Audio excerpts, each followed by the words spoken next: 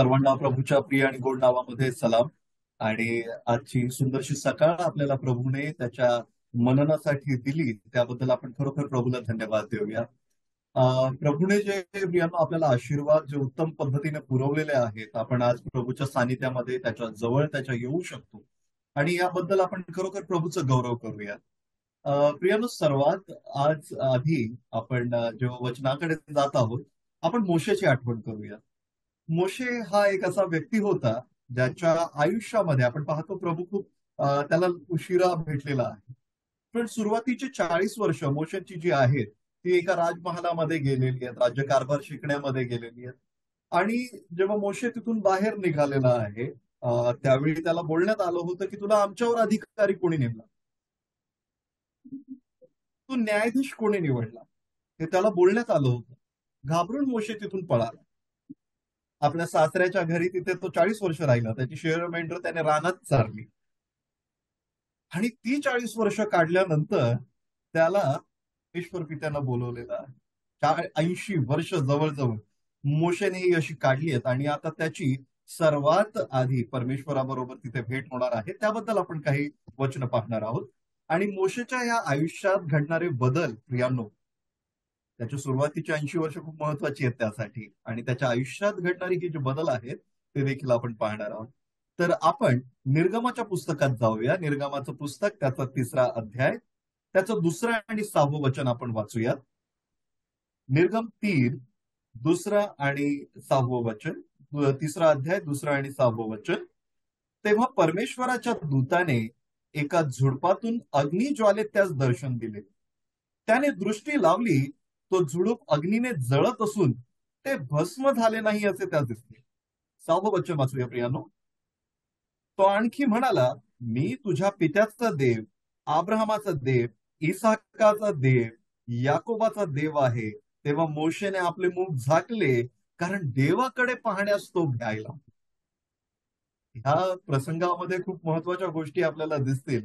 आणि सर्वात महत्वाची गोष्ट जी आपल्याला दिसते की मोशेने जेव्हा परमेश्वराला पाहिलं तेव्हा त्याला सर्वात आधी दिसला तो अग्नी. तो अग्नी एका झुडपामध्ये जळत आहे, पण झुडूप भस्म झालेलं नाहीये. तो जेव्हा तिथे जवळ जाण्याचा प्रयत्न करू लागला, परमेश्वर पित्यानं त्याला तिथे थांबवलं आणि त्याला सांगितलं की तो कोण आहे. देव तिथे त्याला म्हणाला की मी अब्राहमाचा देव आहे, इसाकाचा देव आहे, मी याकोबाचा देव आहे.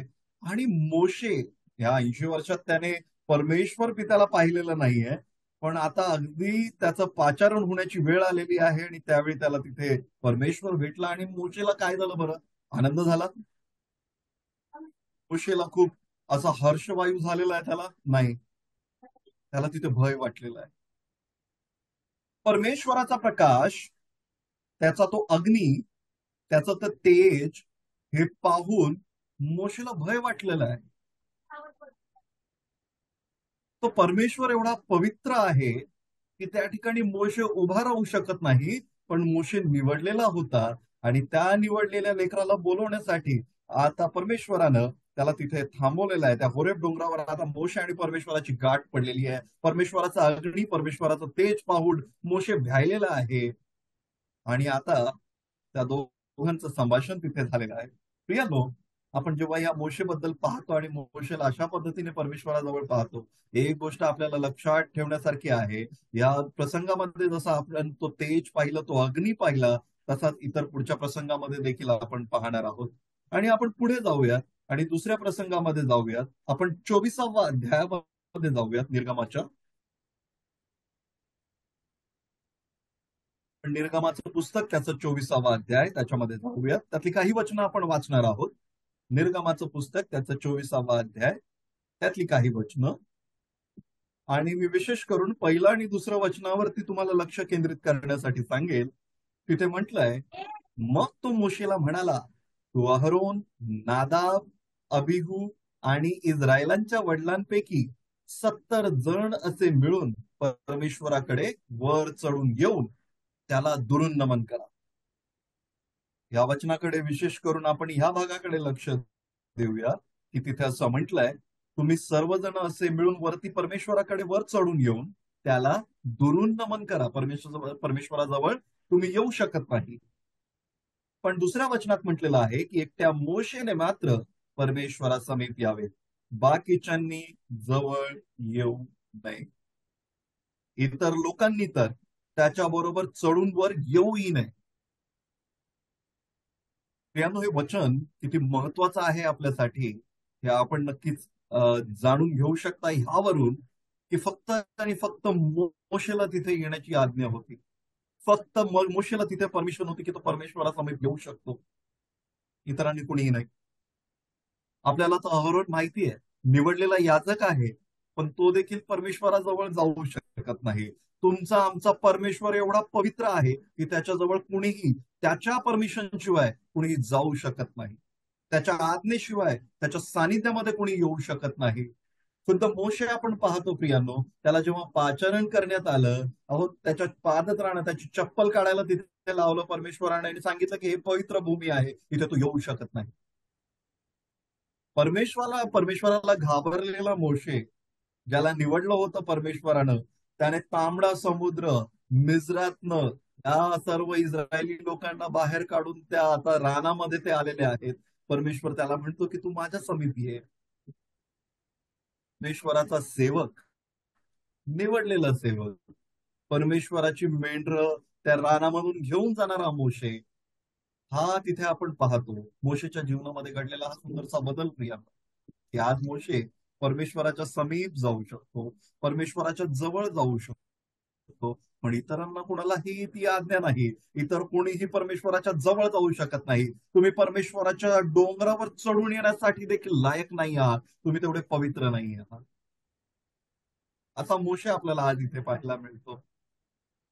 त्याच्यानंतर आपण ह्याच अध्यायाच्या आणखीन पुढच्या वचनांमध्ये जर काही गेलो तर तिथे आपण पाहतो 13व्या-12व्या वचनामध्ये परमेश्वर मोशेला म्हणतो की तू माझ्याजवळ येऊन पर्वतावर राहा. तो तिथे त्याला आज्ञा देणार आहे. मोशे पर्वतावर जाणार आहे, परमेश्वराबरोबर तिथे राहणार आहे. 16व्या वचनामध्ये जर आपण पाहिलं, 24 अध्याय निर्गम 24:16 मध्ये आपण पाहतो परमेश्वराचे तेज सिनाय पर्वतावर राहिलं. मेघानं 6 दिवस तो पर्वत झाकून टाकलेला आहे. 7व्या दिवशी मेघातून परमेश्वराने मोशेला हाक मारली आहे. आणि आपण पुढे जर 17व्या वचनामध्ये पाहिलं प्रियांनो, 17व्या वचनामध्ये असं म्हटलेलं आहे की वर परमेश्वराचे तेज भस्म करणाऱ्या अग्नीसारखे इस्रायल लोकांना दिसत होते. भस्म करणाऱ्या अग्नीसारखे परमेश्वराचे तेज पाहत होते. इथे देखील आपण परमेश्वराचं तेज पाहतो प्रिया. ते तेज जे आहे ते एवढं भयानक आहे की ते भस्म करणाऱ्या अग्नीसारखं दिसत आहे. डोळे बंद करून 2 मिनिटं विचार करा प्रियांनो. एक झुडूप पहा, एक पर्वत पहा जो पूर्ण तेजाने भरून गेलेला आहे, जो पूर्ण परमेश्वराच्या भस्म करणाऱ्या अग्नीने भरून गेलेला आहे, आणि त्याच्यामध्ये तो आपला मोशे चाललेला आहे. परमेश्वराला पाहू शकत नाही, परमेश्वर त्याला दिसत नाही, पण परमेश्वराच्या सानिध्यात त्या अग्नीच्या द्वारे आज मोशे तिथे बसलेला आपण तिथे पाहतो. इतर कुणाला परमिशन आहे तिथे जाण्याची? कोणी जाऊ शकतं त्या अग्नीमध्ये? नाही, कारण तो अग्नी भयावह आहे. त्याच्याकडे मी पाहू शकत नाही, त्याच्याकडे पाहण्याची माझी हिंमत तर नाही, त्याच्या सानिध्यात मला जाण्याची परमिशनच नाहीये. मोशे गेला, मोशेला तिथे जाण्याची ती परमिशन तिथे त्याला मिळाली. असा हा मोशे आपण तिथे पाहतो. या सर्व आज्ञा घेऊन हा मोशे आपण खाली आलेला पाहतो. प्रियांनो, आपण थोडं पुढे जाऊ आणि अजून हा तेज, हा अग्नी आपल्याला कुठे दिसतो ते पाहू. आणि त्याच्यानंतर आपण 32व्या वचनामध्ये जर गेलो, 32व्या अध्यायामध्ये, निर्गमाचं पुस्तक 32वा अध्याय, त्याच्यामध्ये आपण जाऊया आणि तिथे आपण काही वचनं वाचूया. 9 आणि 10वं वचन विशेष करून प्रियांनो, की मग परमेश्वराने मोशेला म्हटलं, मी ह्या लोकांना पाहिले आहे, हे ताठमानेचे लोक आहेत, तर आता मला आड येऊ नको. मी आपला कोप त्यांच्यावर भडकवून त्यांना भस्म करीतो आणि तुझेच एक मोठे राष्ट्र करीतो. प्रियांनो, या इस्रायली लोकांनी परमेश्वराचं तेज पाहिलं, ते घाबरलेले आपण पाहिले. पण मोशे बराच दिवस आला नाही. त्यानंतर ह्या लोकांनी अहरोनाला सांगून सोन्याची कुंडलं देऊन, सोनं देऊन त्याचं एक देवाची घोटे मूर्ती तयार केली आणि एक ते जे वासरू होतं त्या वासराला ते देव मानायला सुरू झाले, जे त्यांनी मिस्रात पाहिलं होतं. आता त्यांची भीती कुठे गेली? आता ते घाबरले का नाहीत? तो प्रकाश आहे, तो तेज आहे, त्याच्यापासून आड होऊन त्यांनी हे कृत्य केलं. त्यांना वाटलं की देवाला काही कळत नाही ह्या गोष्टी, पण आपला देव जिवंत आहे हे ते विसरले. या जिवंत देवाचं, ह्या जिवंत देवाला विसरून त्यांनी जे सोन्याचं वासरू बनवलं, ज्याला ते देव मानत होते, या देवाला ते पूजा करू, अर्चा करू लागले. आणि परमेश्वर देव तिथे म्हणतो की हे ताठ मानेचे लोक आहेत. त्यांना भीती वाटली, पण थोड्या वेळासाठी वाटली. हे मला त्या तेजामधून पाहू शकले नाहीत. हे बघितलं, हे थोड्या वेळासाठी घाबरल्यासारखं केलं त्यांनी. आणि आता हे बघ काय करायला सुरुवात झालेली आहे. आणि इथे आपण पाहतो प्रियांनो, की परमेश्वर पिता त्यांना सांगतो की माझा कोप यांच्यावर भडकलाय, मी यांना भस्म करीन. आणि आपल्याला काय वाटतं प्रियांनो, 5 लाख लोक जे होते किंवा जे लोक मोशे बरोबर आले होते, त्यांना भस्म करणं परमेश्वर पित्याला शक्य नव्हतं. अख्खाच्या अख्खा सिनाई पर्वत त्या तेजाने झाकून गेला होता. त्या सिनाई पर्वतावरच्या खाली जे लोक होते पायथ्याशी, त्यांना भस्म करणं परमेश्वर पित्याला शक्य नव्हतं का? सहज शक्य होतं. पण आता तोच मोशे आपण पाहतो की परमेश्वर पित्याच्या आड येतो आणि तो त्याला विनवणी करतो. तो तिथे 14व्या वचनामध्ये आपण पाहतो, 32-14 मध्ये, की तेव्हा आपल्या लोकांवर आपत्ती आणण्याचा जो परमेश्वराचा हेतू होता त्यापासून तो परावृत्त झाला. परमेश्वर पित्याने जे इस्रायल लोकांना भस्म करण्याचा विचार होता, तो परमेश्वर पित्यानं काय केलं? परमेश्वर पिता म्हणाला की मी तो टाळत आहे. तो परावृत्त केला. कोणी हे शक्य केलं? कोणामुळे शक्य झालं? तर त्याच मोशेमुळे, जो होरेब पर्वतावर आपण पाहतो की परमेश्वराचं तेज पाहून, तो अग्नी पाहून घाबरलेला होता. पण आज तोच मोशे परमेश्वराच्या समीप आहे, परमेश्वराच्या जवळ आहे आणि परमेश्वराला विनवणी करतोय की तू असं करू नकोस. तू अब्रामाला वचन दिलेलंस, तू त्याच्या संततीला वचन दिलं. आणि हा वचनाची आठवण परमेश्वर पित्याला करून देण्याचं धैर्य मोशेने इथे दाखवलं. आणि मोशे हे सर्व साक्षपटाच्या पाट्या घेऊन खाली उतरलेला आपण पाहतो. हा तुमचा आणि आमचा परमेश्वर आहे प्रियांनो. हा तुमचा आणि आमचा दयाळू परमेश्वर आहे, ज्याचं तेज, ज्याचं अग्नी भस्म करण्याची ताकद आहे. ते करू शकतं, पण त्याने ते केलं नाही. त्याने ते देखील पाप माफ केलेलं आपण पाहतो.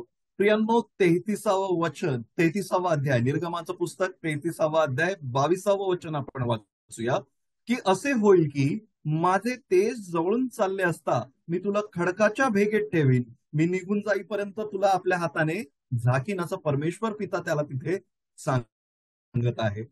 आणि होय प्रियांनो, या वचनामध्ये विशेष करून आपण एक गोष्ट पाहतो की जो आपला मोशे आहे, या मोशेला परमेश्वराला बघायचंय. आतापर्यंत तो बघू शकला नाही, पाहू शकला नाही, पण आता त्याला परमेश्वर पित्याला पाहायचंय. परमेश्वर पित्याला बघण्याची त्याची इच्छा आहे. पण परमेश्वर म्हणतो 17व्या वचनामध्ये, कारण माझी कृपादृष्टी तुझ्यावर झाली आहे आणि मी तुला व्यक्तिशः नावाने ओळखीत आहे. परमेश्वर तो म्हणाला, कृपा करून मला तुझे तेज दाखव. आणि परमेश्वर म्हणतो की मी माझा चांगुल पण तुझ्या पुढे चालवीन. परमेश्वराचं तेज म्हणजे परमेश्वराचं चांगुलपण. तो म्हणतो की मी तुझ्या पुढे चालवेन. तुझ्यासमोर परमेश्वर या नावाची घोषणा मी करेन. तरी पण तो म्हणाला की माझे मुख तुला पाहवणार नाही, कारण माझे मुख पाहिल्यास कोणी मनुष्य जिवंत राहणार नाही. पाहू शकता का परमेश्वराला तुम्ही? नाही पाहू. मोशे पाहू शकला का परमेश्वराला? नाही पाहू शकला. पण मोशेला देखील जेव्हा परमेश्वराला पाहायचं होतं, तेव्हा परमेश्वरानं आपलं तेज त्याच्या पुढे चालवलं, आपला तो प्रकाश त्याच्या पुढे चालवलं. प्रियांनो, आपण पाहतो असा हा आपला प्रभू आपण पाहतो. या परमेश्वर पित्याच्या सानिध्यात राहिलेल्या मोशेमध्ये काय बदल घडला बरं? तर सगळ्यात महत्वाचं, 34व्या अध्यायामध्ये आपण काही वचन वाचली तर आपल्याला लक्षात येईल की 30व्या वचनात, निर्गम 34:30 मध्ये असं म्हटलंय, 29 मध्ये देखील आपण काही वचनांमध्ये पाहिलं तर असं कळेल की मग मोशे सिनाई पर्वतावरून उतरला आणि तो साक्षपटाच्या दोन्ही पाट्या हाती घेऊन पर्वतावरून उतरून येत असता परमेश्वराशी संभाषण केल्यामुळे आपल्या चेहऱ्यातून तेजाचे किरण निघत आहेत. याचे त्याला भान राहिले. मोशेच्या चेहऱ्यातून तेजाचे किरण निघत आहेत असे अहरोनाने सर्व इस्रायल लोकांनी पाहिले, तेव्हा ते त्याच्या जवळ जावयास ध्यायले. प्रियांनो, आपण तेच तेच पाहतोय ज्याला मोशे भ्यायला होता. आपण तेच ते पाहतो ज्याला इस्रायल लोक भ्यायले होते. आपण तेच तेच पाहतोय जे मोशेच्या चेहऱ्यातून परमेश्वराच्या सानिध्यात राहिल्यामुळे तेजाचे किरण निघत होते. तेजाचे फक्त किरण निघत होते. आणि आपण पाहतो इस्रायल अहरोन त्याचा स्वतः भाऊ हा तिथे घाबरलेला आहे, तो तिथे भ्यालेला आहे. परमेश्वराचं तेज प्रियांनो एवढं प्रखर आहे. परमेश्वराच्या सानिध्यात जाणं एवढं कठीण आहे की आपण तिथे भिवून जाऊ. ते शक्य नाही, ते पॉसिबल नाही होत आपल्याला. कारण आपण तेवढे पवित्र नाहीत, तेवढं पावित्र्य आपल्यामध्ये नाही, तेवढं आपल्याला दिसणार नाही. आपण आतापर्यंत ज्या गोष्टी पाहिल्या प्रियांनो, की परमेश्वराचं तेज हे त्याच्या उपस्थिती अशी आहे की झुडूप जळत होतं, भस्म झालं नाही. होय प्रियांनो, तो जाळणारा अग्नी आहे, तो जळणारा अग्नी आहे, तो भस्म करणारा अग्नी नाही. जे त्याच्या निर्मितीला त्याने निवडलेलं आहे, त्याच्यावर त्याची प्रीती आहे, त्याचं प्रेम आहे, तो त्यांना भस्म करू शकत नाही. प्रियांनो, आपण पाहिलं की त्याच्या इच्छेशिवाय त्याच्या कोणी सानिध्यात येऊ शकत नाही. त्याच्या इच्छेशिवाय कुणाला त्याच्या जवळ जाणं शक्य नाही. प्रियांनो, आपण पाहिलं की आपण त्याचं जो कृपा आहे, त्याचं चांगुलपण आहे, ते फक्त आपल्या आयुष्यामध्ये एक्सपिरियन्स करू शकतो, पाहू शकतो, बघू शकतो. पण आपण परमेश्वराला पाहू शकलो नाही. कोण होतो आपण? इस्रायलांना मिळालं नाही त्याच्या सानिध्यात जाणं. परमेश्वर म्हणाला, खाली उभे राहा डोंगराच्या, चढून येऊ नका. फक्त मोशे येईल असं तिथे सांगितलं. तुम्ही परमेश्वराच्या सानिध्यात राहून बघा. आपण प्रेषितांच्या कृत्यामध्ये जर गेलो तर आपल्याला तिथे स्तेफन दिसतो. असं म्हटलंय की जेव्हा हे सर्व लोक स्तेफनाकडे पाहत होते, तर स्तेफनाचा चेहरा देवदूतासारखा दिसला. शमशोनाच्या पुस्तकामध्ये जर आपण शास्त्राच्या पुस्तकामध्ये आपण 13वा अध्याय 6व्या वचनामध्ये जर पाहिलं, तर तिथे शमशोनाची जी आई आहे, तिला जो देवदूत भेटला होता, त्याबद्दल तिने म्हटलेलं आहे की जो देवदूत होता त्याचं स्वरूप अति गौरवशाली होतं. त्याचा चेहरा देवदूतासारखा होता, जो ज्ञानानं आणि कृपेनं गौरवयुक्त झाला होता. मोशेचा चेहरा देखील ज्ञानानं, कृपेनं गौरवयुक्त झाला होता. स्तेफनाचा चेहरा देखील ज्ञानानं, कृपेनं गौरवयुक्त झाला होता. आपल्याला जर आठवत असेल, तर प्रभू येशू ख्रिस्तानं आपलं गौरवी स्वरूप पेत्र, योहान, याकोब यांच्या समोर प्रगट केलं होतं. आणि त्यावेळी पेत्राला आनंद झाला होता, याकोबाला आनंद झाला होता असं नाही, ते घाबरले होते. देवाचं गौरवी स्वरूप पाहून तुम्हाला भीती वाटेल, त्याचं पावित्र्य पाहून आपण भिवून जाऊ, पाहू शकत नाही. पण हा परमेश्वर तुमच्यावर आणि आमच्यावर प्रीती करतो. त्याला वाटतं की तुम्ही त्याच्या जवळ यावं. आणि प्रियांनो, ह्यासाठीच जर आपण प्रभू येशू ख्रिस्ताकडे पाहिलं आणि त्याच्याद्वारे आपण जेव्हा बघतो, तेव्हा आपल्याला परमेश्वर दिसतो. हे जे तेज आपण पाहत होतो, ते तेज म्हणजे कोण होतं बरं? तो आपला परमेश्वर होता, आपला प्रभू येशू ख्रिस्त होता, आपला मसीहा तो होता. प्रियांनो, ज्या तेजाला, ज्या झुडपामध्ये जो अग्नी पाहिला मोशेने, तो म्हणजे आपला प्रभू येशू ख्रिस्त. दिवसा मेघस्तंभ, रात्री अग्निस्तंभ होऊन इस्रायला पुढे चाललेला, तो म्हणजे आपला प्रभू येशू ख्रिस्त. शास्त्राच्या पुस्तकात शमशोनाबद्दल जी माहिती देणारा जो देवदूत, जो अति गौरव, त्याच्या चेहऱ्यावर जे गौरव दिसत होतं, ज्ञान कृपा दिसत होती, तो म्हणजे तुमचा आणि आमचा प्रभू. ज्याच्या ज्ञानानं भरून, ज्याच्या सानिध्यामध्ये राहून, ज्या तेजाच्या सानिध्यामध्ये राहून, ज्याच्या चेहऱ्यातून तेजाचे किरण निघत होते, त्या मोशेला भेटलेला तो तेज, तो अग्नी म्हणजे प्रभू येशू ख्रिस्त. देवानं सांगितलं की माझ्या तेजाने, माझ्या अग्नीने मी यांना भस्म करून टाकील, तो आपला प्रभू येशू ख्रिस्त. पण प्रियांनो, तुम्हाला आणि आम्हाला भेटलेला प्रभू तेवढा प्रखर होता का? ही नक्कीच विचार करण्याची गोष्ट आहे. तो प्रभू किती सौम्य होता. तो प्रभू किती साधा होता की एका एका रक्तस्रावी स्त्रीने त्याला स्पर्श करावा आणि ती बरी व्हावी. तो प्रभू किती गौरवी होता की ज्याच्या सानिध्यात येऊन जे मच्छीमार होते ते बदलले. आणि ते बदलून जर आपण पाहिलं त्यांचं बदलणं, त्यांना प्रेषित म्हणायला लागले, त्यांच्यामध्ये ज्ञान आलं. ते माणसं धरणारे झाले. आणि असा आपला प्रभू होता, असा आपल्या गौरवी प्रभूने हे सर्व बदललं. सर्वात महत्वाचं प्रियांनो, त्याच्यावरती विश्वास ठेवणारे कित्येक जण होते, कित्येक गरजू होते, ते त्याच्या मागे फिरत होते. सर्व बदलले नाही. जगाने त्याच्यावरती विश्वास ठेवला. पण प्रियांनो, शास्त्री परुषी जेव्हा आपण पाहतो, ते त्याच्यावर विश्वास ठेवत होते का? ते त्याच्यावर विश्वास ठेवू शकले का? नाही. देवाचा पुत्र म्हणून जो आपल्या समोर उभा राहिला, त्याने काट्यांचा मुकुट घातला प्रियांनो. प्रभूला शक्य असतं तर हे सर्व सहज टाळू शकला असता, पण त्याने टाळलं नाही. त्याने हे मरण सांगितलं. त्या तो वधस्तंभावर गेला. आणि हा जो आपण एवढा प्रखर तेजाचा जो प्रभू आपण पाहतो, तो त्या वधस्तंभावर अगदी सौम्य झालेला आपण पाहतो.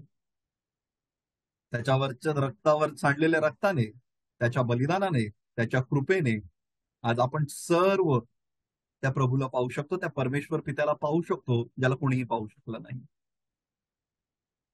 आमचा प्रभू तो असा मध्यस्थी झाला, त्याने ते सर्व प्रखरपण सोडून दिलं. त्याने ते सर्व सौम्यता धारण केली आणि आपल्यासाठी मध्यस्थी म्हणून परमेश्वराच्या मध्ये आणि आपल्यामध्ये तो उभा राहील.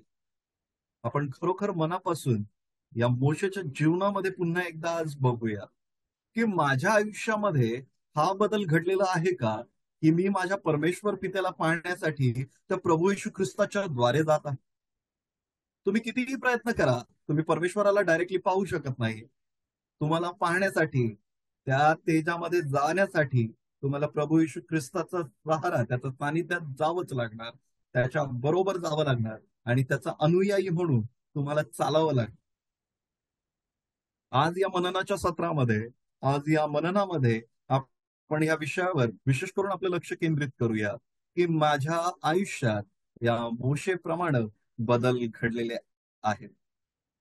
मी माझ्या परमेश्वराकडे पाहण्यासाठी, त्याच्या तेजामधून जाण्यासाठी माझ्याकडे ते प्रभू येशू ख्रिस्ताचं संरक्षण कवच आहे का, ज्याच्याद्वारे मी परमेश्वराच्या सानिध्यात सहज जाऊ शकतो. मी त्याच्याशी बोलू शकतो, मी त्याची प्रार्थना करू शकतो, मी त्याची आराधना करू शकतो. हे मला त्याच्यापासून लाभलेलं आहे का? आणि आज आपण या मननाच्या सत्रामध्ये इथे थांबूया. परमेश्वराचा खरोखर मनापासून गौरव करूया की त्या प्रखर तेजापासून, त्या अग्नीपासून तू आम्हाला वाचवलंस प्रभू. आमचे पाप क्षमा करण्यासारखे नव्हते, पण तू ते देखील क्षमा केलेले आहेत. आणि या प्रभूला आपण मनापासून धन्यवाद देऊ की त्याने आपल्याला इथपर्यंत सांभाळलं आणि त्याचं गौरवाचं आयुष्य आपल्याला पुरवलं. सार्वकालिक जीवनाची आशा त्याने आपल्याला दाखवली आणि आपण त्याला धन्यवाद देऊ आणि आजचा दिवस आपण ह्या मननामध्ये पुढे